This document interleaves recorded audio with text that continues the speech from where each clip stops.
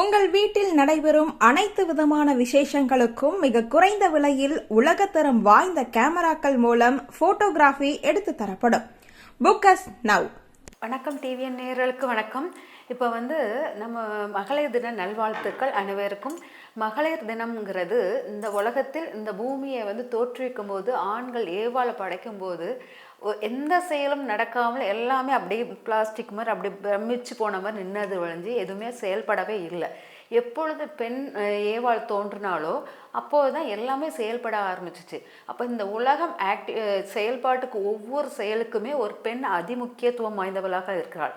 ஆணை விட பெண் ரொம்ப அதிக சக்தி வாய்ந்தவளாக இருக்கிறாள்ங்கிறது ரொம்ப மிகப்பெரிய உண்மை. ஒரு வண்டை எடுத்துக்கோங்களேன். வண்டு எல்லா இடத்துலையுமே தொலைச்சி போகக்கூடிய திறன் வாய்ந்தது.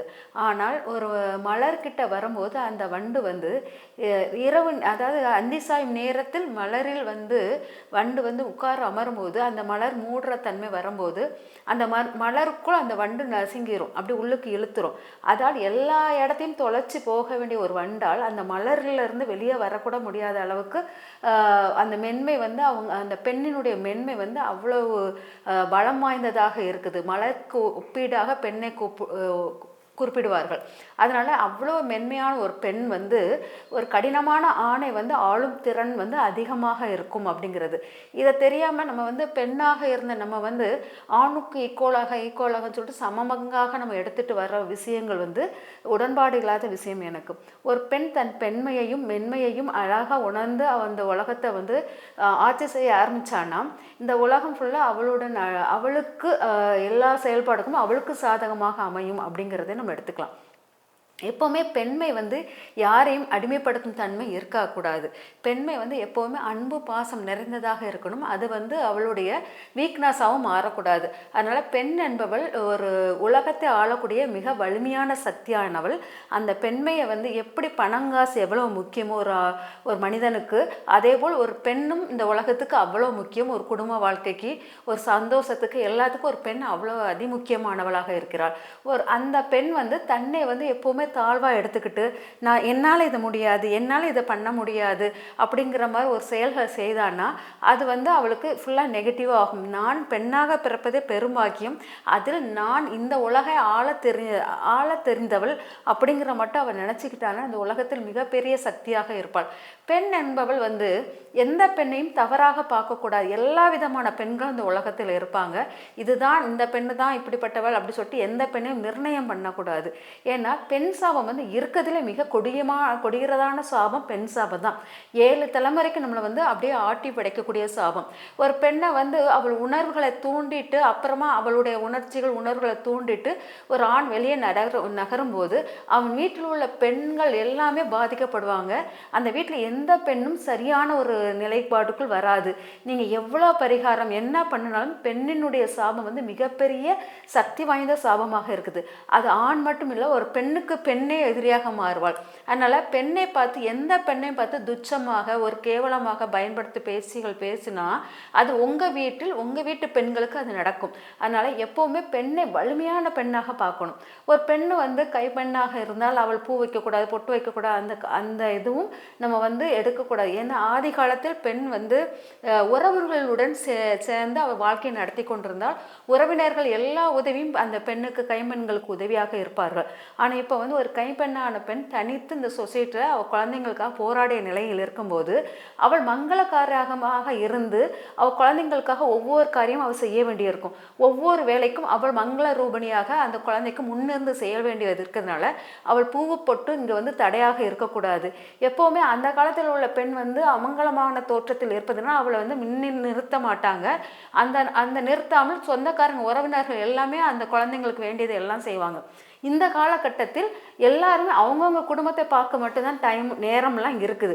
அந்த நேரத்தை இந்த பெண்ணுக்காக நம்ம கைப்பெண்ணுக்காக நம்ம ஒரு உதவி செய்யலாம்னு சொல்லிட்டு யாரும் நேரம் ஒதுக்குதல் ரொம்ப அபூர்வமாக இருக்கும். அப்போ அவள் பெண் குழந்தைங்களுக்காகவும் அவளுடைய குழந்தைங்களுக்காகவும் அவள் செய்ய சில விஷயங்கள் அவள் முன்னின்று செய்யணும்னா அவளுடைய மங்களகரமான விஷயங்கள் அவளுடைய பொட்டோ பூவோ அவளுக்கு தடையாக இருக்கக்கூடாது. அதை அணிந்து கொண்டு அவள் குழந்தைங்களுக்காக எல்லாமே முன்னிருந்து செய்வதில் எந்த தவறும் இல்லை. அதனால ஒரு பெண்ணை வந்து அவள் பொட்டு பூ வச்சுட்டான்னா அதுக்கு தவறான ஒரு பாடம் சொல்வதும் அதுவும் உங்கள் வீட்டில் உள்ள பெண்களுக்கு அந்த பாதிப்பை ஏற்படுத்தக்கூடியது. இதை வந்து ஜாதக ரீதியாக பார்த்தீங்கன்னா சுக்கிர சந்திரன் ராகு அப்படி சேர்க்கையாக இருக்கும். சுக்கிர சந்திர ராகு சேர்க்கை இருந்தால் பெண் சாபம் நிறைந்ததாக இருக்கும் அந்த ஜாதகத்தில் அப்படிங்கிற மாதிரி இருக்கும். இந்த மாதிரி பெண் ஜாதகம் நிறைந்த ஜாதகத்தை நம்ம என்ன பண்ணலாம்னா, அந்த பெண் சாபம் வந்து உங்கள் வீட்டில் உள்ள பெண்கள் யாருமே சரியாக வாழ முடியாமல் பெண்கள் வந்து அடக்குமுறையிலும் ரொம்ப வெளியில் கெட்ட பேர் வாங்கக்கூடிய பெண்ணாகவும் இருக்கக்கூடிய நிறைய இதை வந்து இங்கே பார்க்க முடியும். அந்த மாதிரி பெண் சாபம் உள்ளவங்கள் நம்ம என்னென்னா பெண்களை பழிக்கக்கூடாது. பெண்களை வீட்டில் வர வச்சு சுமங்கலி பூஜை, பெண்களுக்கு பாத நமஸ்காரங்கள் பண்ணுறது, இந்த மாதிரி வீட்டில் மூத்த சுமங்கலிங்களை அடிக்கடி வீட்டுக்கு வர வச்சு தண்ணி கொடுக்கறது, மங்கள பொருட்கள் வழங்குறதல், இந்த மாதிரி தானங்கள் வீட்டுக்கு வர வச்சு தானங்கள் கொடுப்பது, மங்கள பொருட்கள் தானம் கொடுப்பது, இதெல்லாம் பெண்ணுக்கு ஒரு உயர்வான ஒரு இடத்தை கொடுக்கணும். அதே மாதிரி தவறான பெண்களை நீங்கள் எப்போவுமே துச்சமாக பார்க்காம அந்த பெண்கள்கிட்டையும் நீங்கள் ஆசீர்வாதம் வாங்குவது, அந்த பெண்ணை தவறான வார்த்தைகளை யூஸ் பண்ணாமல் இது பண்ணுவது மிக சிறப்பாக இருக்கும். எல்லாமே ஒரு ஹார்மோன் குறைபாடுகள் எல்லாத்துக்குமே எப்படி உடல் ரீதியாக கண், காது, மூக்கு இதெல்லாம் குறைபாடுகளாக இருந்தால் நம்ம ஏற்றுக்கொள்கிறோமோ, அதே போல் ஒரு தவறான ஒரு எண்ணங்கள் தோன்றிய பெண்களுக்கும் அது ஒரு குறைபாடாக எடுத்துக்கொண்டு இந்த சொசைட்டியில் அவங்களுக்கும் ஒரு உரிய மதிப்பை கொடுக்கணும். அதேமாதிரி பெண் வந்து எப்போவுமே வந்து பார்த்திங்கன்னா ஒரு குடும்பத்தை ஆளும் திறன் வந்து ஒரு பெண் அந்த வீட்டில் வந்து ஸ்ட்ராங்காக ரொம்ப அந்த குடும்பத்துக்காக நிறைய தியாகம் பண்ணுறான்னு வச்சுக்கோங்களேன்.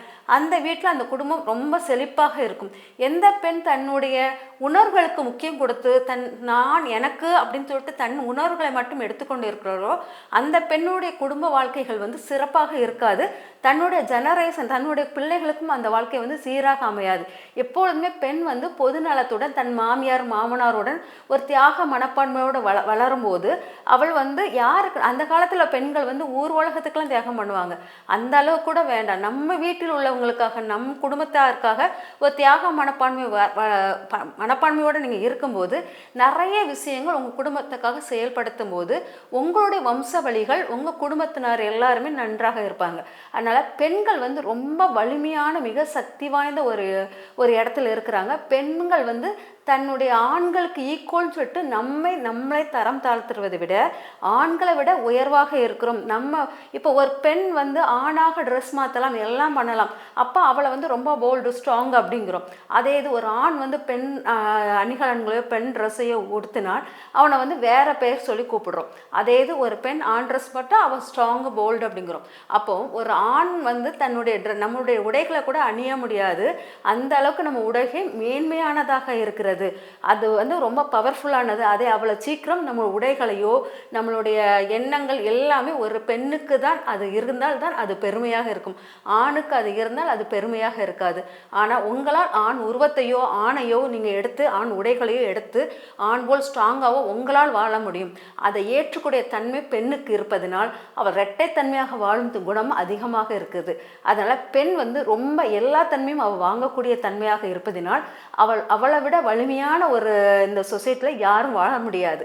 பெண்ணாக பிறந்தவர்கள் பெரும்பாக்கியம். அதாவது ஔவையார், காரைக்கால் அம்மையார் அப்படி சொல்லிட்டு நம்மளுடைய தமிழ்நாட்டில் பெண்களுக்கு சமநிகரான மதிப்பு மரியாதை கொடுத்துருக்காங்க. கண்ணகியிலேருந்து எல்லாருமே சமநிகராக வாழ்ந்திருக்காங்க. அதனால் பெண் வந்து தமிழ்நாட்டில் மிக போற்றக்கூடிய ஒரு பெண்ணாக வாழ்ந்திருக்காள். எந்த சொசைட்டி பெண்ணை ரொம்ப அடக்குகிறதோ அந்த சொசைட்டியில் உள்ள பெண்கள் தான் வெடித்தெறிந்து ரொம்ப போராட குணத்துடன் வெளியே வந்து இந்த சமுதாயத்தில் மிக சிறந்த ஒரு பெண்மணிகளாக நின்று காமித்திருக்காங்க. அதனால் பெண்ணை ரொம்ப அடக்கும் போது அந்த குடும்பத்தில் எந்த குடும்பத்தில் பெண்களை ரொம்ப அடக்குறீங்களோ அந்த குடும்பத்திலிருந்து வெகுண்டெழுதும் பெண்கள் நிறைய வருவாங்க. அதில் தவறான பெயர்கள் வாங்க கூட நிறைய வாய்ப்புகள் இருக்குது. அவங்க புரட்சி பெண்ணாகவும் வெளியே வெடிக்க வாய்ப்புகள் நிறைய இருக்குது. அதனால் பெண்களை ரொம்ப அடக்காதீங்கள். பெண்களுக்குள்ள சுதந்திரத்தை கொடுங்கள். பெண்ணை வந்து வெறும் போதைப் பொருளாக பார்க்காமல் பெண்ணை ஒரு ஆட்சி பொருளாக ஒரு ஆளும் திறமை உள்ள பொருளாக அவளால் இதை செயலாற்ற முடியுமாங்கிற மட்டும் பார்த்தீங்கன்னா அவள் மிகப்பெரிய சக்தியாக அவள் வந்து இந்த உலகத்தில் நிறைய ஆக்கப்பூர்வமான செயல்களை செய்வதற்கு உறுதுணையாக இருப்பாள்ங்கிறது மிக ஆணித்தரமாக நம்ம நம்பலாம். நன்றி, வணக்கம்.